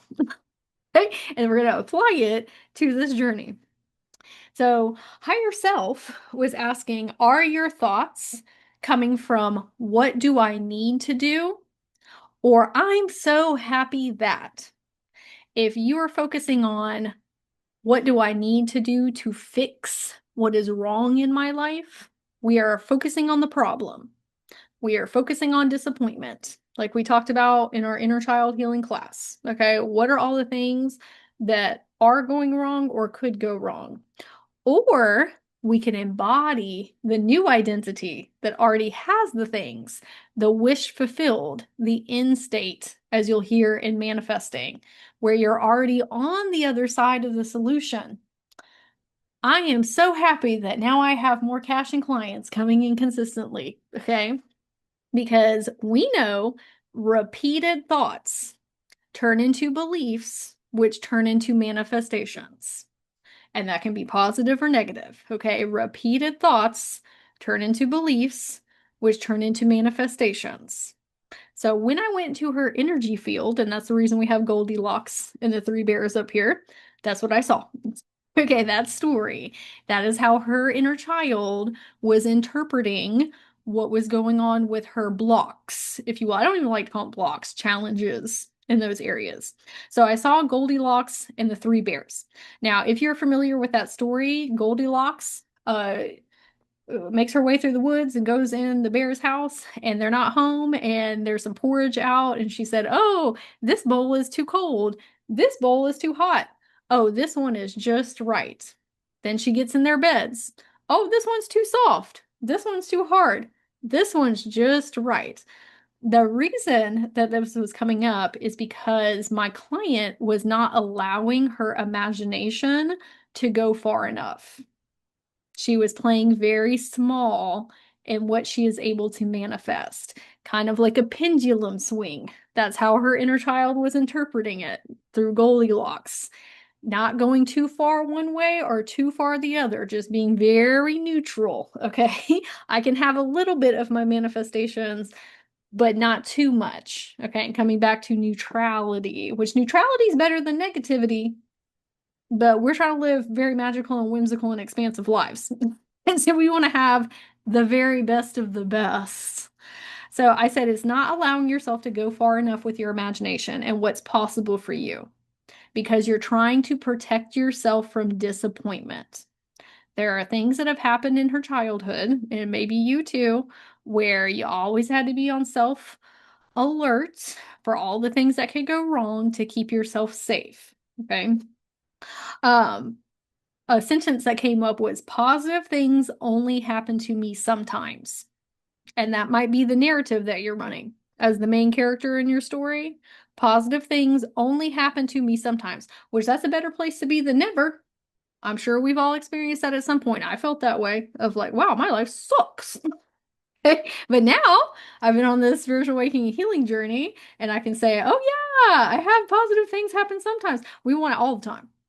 I always receive my manifestations. Okay, that's where we're getting to. So I said, hey, come stand over here with me. Okay, her inner child. Do you see that scene over there? And what we were viewing was almost like a movie. Okay, the Goldilocks and the Three Bears over here. I said, do you see how it's kind of dim? It looks like there's a filter lens on it, kind of like back in the day when, TV shows didn't have the highest quality graphics looking back. I mean, they did at the time, but now when we look back, we're like, oh, wow. Okay. I said, do you see how it's kind of dim? Now look at this scene over here. And this is where we saw this picture where it's very vibrant and colorful and fun. I said, which do you prefer? The dim scene or the vibrant scene? And she said, I want the colorful one. And I said, me too. And So her and I stepped into the colorful scene, and she's looking around inside the house at the bears, at Goldilocks, at me. And she said, "What if this doesn't happen for me?" I said, "What do you mean?" And she said, "What if it doesn't come true?" And she's talking about her manifestations. She is seeing them as Goldilocks and the Three Bears, but it's her clients and consistent cash. Okay, again, inner children see things differently than we do. Okay? So, what if it doesn't happen for me? What if it doesn't come true? And I said, how would it not? We're experiencing it right now in the present. What are you talking about? We're here together. And she said, but this isn't real. I said, oh, you have your imagination backwards. Okay. What we are trying to get our inner children on board with, this is reality up here. Everything that you are experiencing in your outer circumstances right now that is non-preferable, that came from here first, whether it is your conscientious doing or not, whether it is your behavioral patterns, your triggers, your cycles, what you were taught through life. All this stuff out here is a regurgitation of that story that you're playing up here. Again, maybe not because of your own fault, but it's in there. Okay. So I said, your reality is here and your imagined reality is out here. Because when kids hear imagination, they think a plaything, something that's not real, it's made up. No, this is reality. Out here is imagination. Imagined reality. You are bringing it forth from your creator skills, but it all starts up here. I said, what you're doing is weighing your outer circumstances against your self-worth. I said that to my client, not the inner child. She would not understand that. I said this to my client. I said, you are making everything outside of you mean something about yourself when all it is just an old story that you don't prefer to run anymore. Change it. Okay, which is what we're about to do together. So her inner child said, well, how do I change the story? I said, catching your thoughts in the liminal spaces is what I told her adults. Okay, and what I told the child was taking a better look at your thoughts throughout the day. It is very easy to expand your imagination in meditation. When you're sitting there and you're chill and you're grounded and centered, it's not so easy throughout your day to day because there's variables, there's circumstances, there's kids, there's bills, the 3D is triggering. It's very easy to get into catastrophizing and negative what ifs and things just going awry and the disappointment. That right there is where we can make huge differences in our life if we're being more mindful of the in-between spaces. I said, we need to write a new story in our minds, is what I told her inner child. So I said, how would you like to do that? Because symbolism and images is so important with children. And I said, how about we take those lightning bugs? Because she was seeing a whole bunch of them up here. I said, how about we take those lightning bugs and we put them in a magic bottle and we turn them into something else? And she said, I don't want to trap the lightning bugs. And I said, okay, that's understandable. We'll do something else because we don't want to do something that they don't feel comfortable with. And I get that, not wanting to trap the bugs. So this is when we saw a bunch of stars above her head, up in the sky. And I said, I want you to take one of those stars. The stars are her thoughts. Okay, what she is thinking about herself and her life. I want you to take one of the stars out of the sky and I want you to hold it in your hand. What is it saying to you? And she said, I'm not good enough. I'm not good enough. That can turn into a completely different thought depending on what you have going on in life. For my client, I'm not good enough turned into why are my programs not selling? And that's why she was coming to see me because she was having some challenges in that area. Great programs, but they're not selling. And I said, okay, what's another thought? And she said, what can I do to help my program sell? That's a better thought. That's an elevated thought, but it's still coming from lack. It's still coming from unworthiness. It's asking the question from a problem. And if you ask a question from a problem, you're going to get a problem result. Okay, and just end up manifesting more of it. So I said, how do you think that we can help the star shine? How can we help the star feel better about itself? The thought. And she said, I want to give it a hug. I said, great, I love that. Let's give it a try. So she was holding the star and squeezing it really tight. And I don't know if you've ever seen Super Mario Brothers, where Mario jumps on one of the concrete blocks and a yellow star pops out of the box and it's rainbow and illuminated and it's twirling around. That's what the star did. So we were transmuting and alchemizing the thought into something else. It was going through a transformation experience. And, where did my notes? I said, what did the star turn into? And this is when she looked at me and said, I love that I am helping so many people transform their lives. They love paying me large sums of money. I have new and returning clients showing up to connect with me every day. They are telling all their friends about me and they sign up to work with me too. That is coming from the solution, not the problem. Focus on the problem, you get more of it. Focus on the solution, you get more of it. I said, how does that make you feel? Hearing those things instead. And she said, I want to have a dance party. I said, okay, great. Dance parties are super fun. So this is when her inner child invited all of her current clients and her future clients to have a dance party. And I said, how do you think the star feels? The thought. And we looked over and the star was dancing with us. It was on the ground, hopping all around with everybody. And I said, because we have experienced this in your reality, you are going to experience it in your imagination, your imagined reality out here. And she started to say, oh, but that's not real. And she stopped herself. I was super proud of her. And she said, oh, it has to happen because I already experienced it. I'm experiencing it right now. And I said, yes, that is what we are teaching you. Your outer reality will not change until you change your inner reality and what you are focusing on. So I said, do you know when people create a television show? Let's say that you are the creator of Sesame Street. Okay, you thought of all the characters up here in your mind and the storylines. You have to send your thoughts to somebody who will write you a script. Either you write it or they help you write it. And then you have somebody produce it and edit it. And then they send it to a team to figure out how to sell it to a channel, PBS. Okay, PBS has been airing Sesame Street forever. So they bought it. And then they set up a day and a time for everyone to watch it on your television. That is what is known as the bridge of events.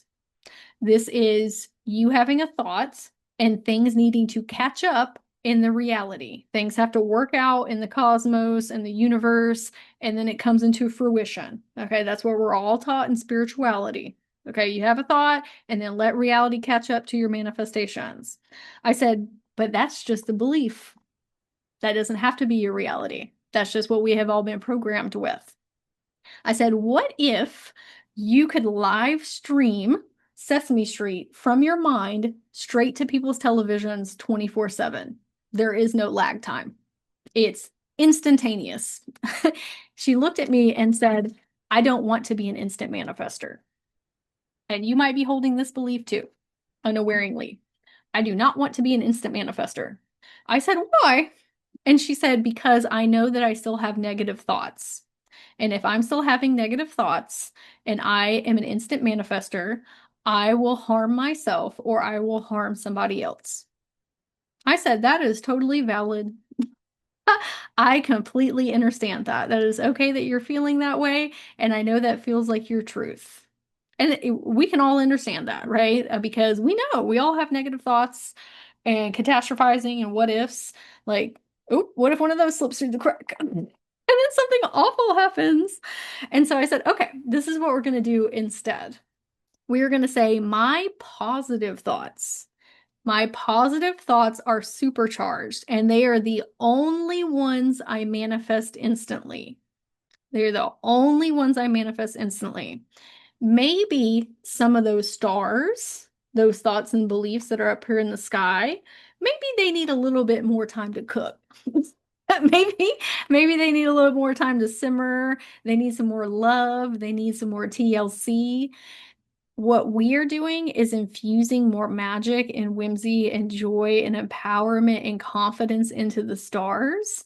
But that's the only way that those stars are going to go out into the cosmos for ourselves or for other people if they're ready to. If we're still having anxious and fearful thoughts about certain things, they're not ready yet, and that's okay. They're going to hang out at the what your kid wouldn't understand is like the vet office and get their treatments. Or they're going to just receive more love from you before they're ready to go. I said, hey, listen, a lot of these stars and beliefs up here for you, for my client and for you, are not yours. We are a community. We learn and grow from one another, and that includes positive and negative beliefs and behavioral patterns. A lot of these things up here are from your parents, your teachers, caregivers, religion, culture, society. You just got born into that. Okay, you didn't put them up there. It's not your fault. Some of them might be yours, but they're not all yours. Okay, so we need to take some pressure off of having to fix all of those or it being our faults that they're there in the first place. But you know what? If we do see one of them that doesn't make us feel good or is not in alignment with us, we're going to take that star and we're going to hold it in our hands and we're going to ask, what are you saying to me? Does that feel good or does that not feel good? Let's take it through the star wash system. Like a car wash, but a star wash, and pour more love and magic and whimsy and empowerment into it.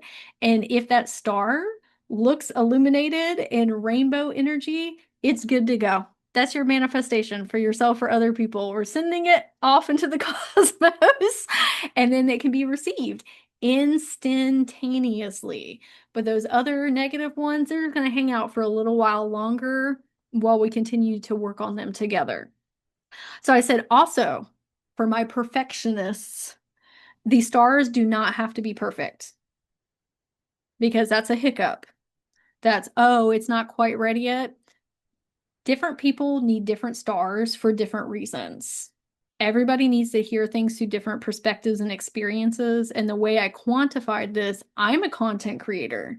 Sometimes I can be a little too hyper aware of what I'm saying and the way that I'm showing up of, oh, that quite wasn't what I wanted to say, or is everybody going to understand this? Is it going to make sense for the all? I'm going to share my love because that's my intention, and it will be received from who it is meant to be received from at the time it is meant to be received. It does not have to be a perfect star. Is it full of love and happiness and joy and empathy and compassion? Boop, that star is ready to go. Okay. If I look at it and I say, wow, that really makes me feel bad, and I think it's going to make other people feel bad, let's let that one cook a little longer. Okay. But you cannot just be so hyper aware of everything that you're saying 24/7. That's where a lot of self-aware girlies get caught up of procrastinating or self-sabotaging or not putting their projects out into the cosmos. The star doesn't have to be perfect. What's the intention and how does it make you feel? Good to go. Hey, that's an instant manifester. Okay. And I said, this is not extra homework. This is not meant to overwhelm you because her inner child was like, oh my gosh, now I have to catch every single thought that I have. I'm already meditating. I'm doing all this work. And now you're saying I have to catch every single star or thought. No, this is just like the beginning of your spiritual awakening journey where you, maybe this might be you. Okay, this is me. I had almost all negative thoughts, stress, anxious, fearful. It was very, very difficult for me to change my thought patterns. I didn't even know they were thought patterns in the first place. Like, I didn't even know they were negative thoughts. I thought that was just life, and everybody was experiencing that. But as I went through my spiritual awakening journey, I said, oh, wait a minute. I have autonomy. I have sovereignty. I don't have to listen to that thought. It's not my fault that it's there. That's just life and growing up. But I can make a different choice. I can pick a better thought and then have a better experience. And then as I continued on that practice of rewiring my subconscious and being mindful of what I was thinking and feeling, now it became a lot easier. It's on autopilot. Okay. And whereas maybe we had 100% negative thoughts, now it's 50-50, and then you can get to 60, 70, 80%. This is the same exact thing. If you have a thought and you say, oh, that don't feel good. Okay, I have a minute to take one of those stars out, say, what are you telling me? Okay, let's go through the star wash.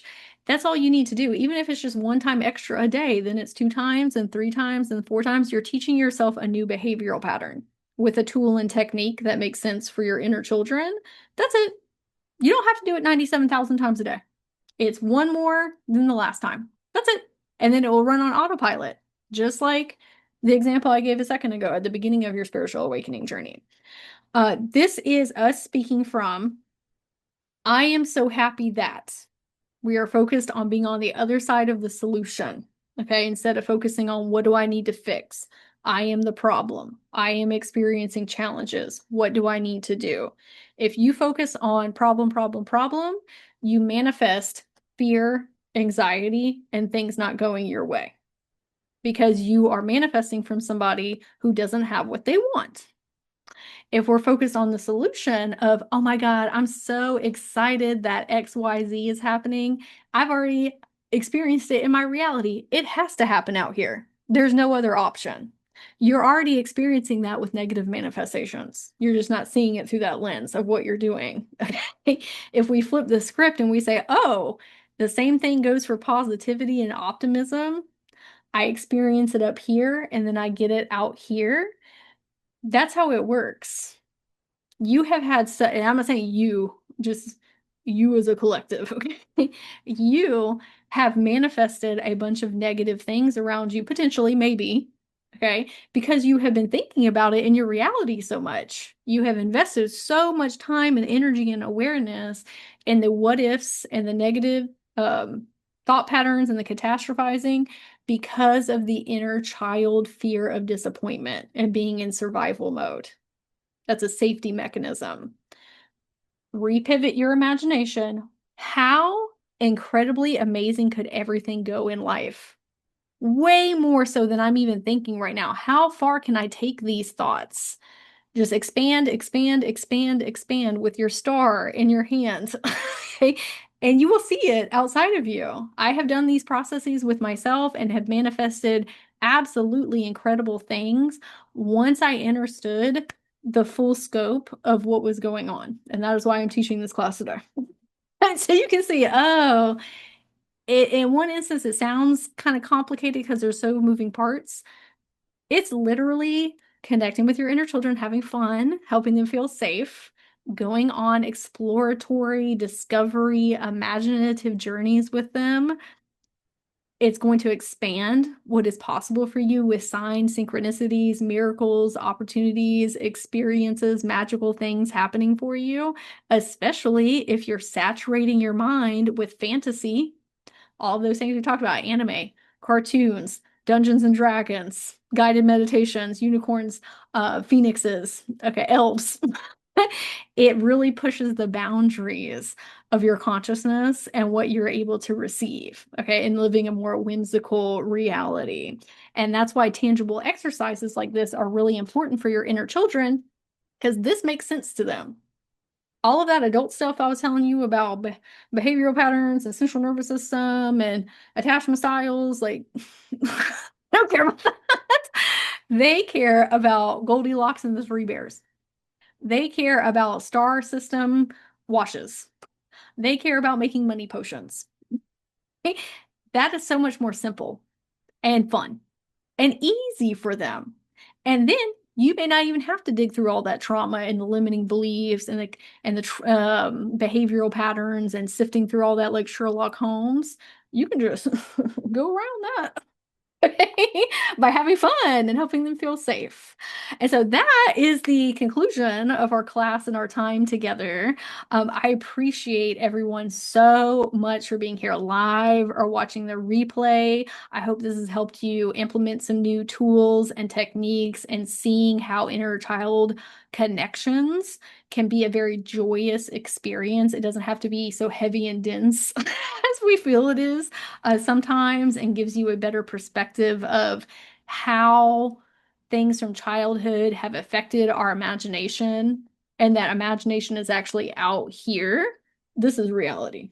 What happens up here, you as the main character in your script, is what brings these things into materialization out here. So if we can make this a more whimsical, positive place, and then we will have a more whimsical, positive place out here to experience in the 3D. And a way that we can get there is imaginative journeys with our inner children. So if anybody has any additional questions about things that we covered in class, again, you can book a one-on-one quantum leap activation, join my inner child healer mentorship, where we take all of this to the next level with one another to implement your own life or the lives of others, or you can reach out to me on social medias. And I would love to hear in the comments for everybody that is here live what your biggest takeaway is. That's really important for your subconscious to take the key highlights and implement it into your psyche. What was my biggest takeaway? And it's good for me for feedback as well to see how everybody is interpreting the information. So I'm gonna stop our screen share here. And then for everyone for the giveaways, I will be reaching out to you tomorrow in those regards. Okay.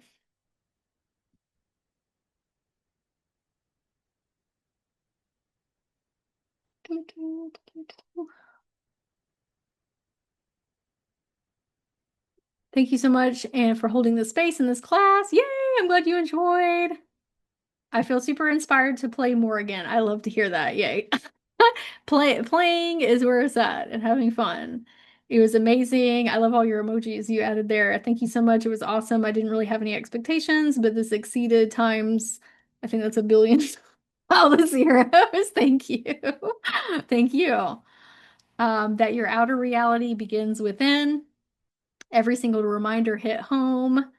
The idea that it doesn't matter how I feel, I always receive my manifestations. Yes. Huge takeaway for our inner children today. We're not weighing if we're good enough against our manifestations. Girl, I always get what I want, period. Okay. It doesn't matter if I'm on my saddies or my happies. Thankful. I'm grateful to experience this free class. My big takeaway today was that I can reach my inner child through my imagination and go bigger with my inner child interactions. Absolutely. I had a few ahas, but I love the confirmations that someone I look up to, you, lives in so much whimsy and it's possible for us to. Yes, that is why I'm on here teaching this class. I know a lot of us are experiencing magic in our lives, but as somebody who lived a very challenging experience in the first portion of my life, I want to give an example of where we can get to. I have been wondering what my blocks are, and I realized I have very much, I'm not, because I didn't earn it, I have not had the opportunities to earn it because I have not worked hard enough. Yes, that is a behavioral pattern that we need to get out of with, girl, I'm exactly where I need to be and who I need to be. Period. We can work on our central nervous system reactions and our attachment styles so we feel better in the day to day and be in our imagination, but it's not us having to prove anything. I was watching with my husband, and our biggest takeaway was treating reality like imagination and treating our inner children mind like reality. Yes. Also, not taking my inner child to black space when I was scared of the dark. Yes, we want to take them to light, bright, airy, open spaces when we are going into meditation and connecting with them. Absolutely. Yes, that one too, that our manifestations will come in no matter how we feel. Keep on reiterating that to yourself. No matter how I feel, I always get what I desire. Especially because I work my butt off. Yes, we want to get off that hamster wheel of once I put in enough effort, then it'll pay off.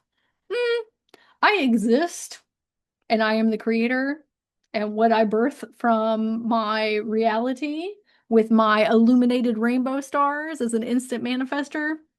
That's it. Okay, everybody. I love y'all so much. I hope you have the most magical day with you and your inner children, and I will see you next time. Bye.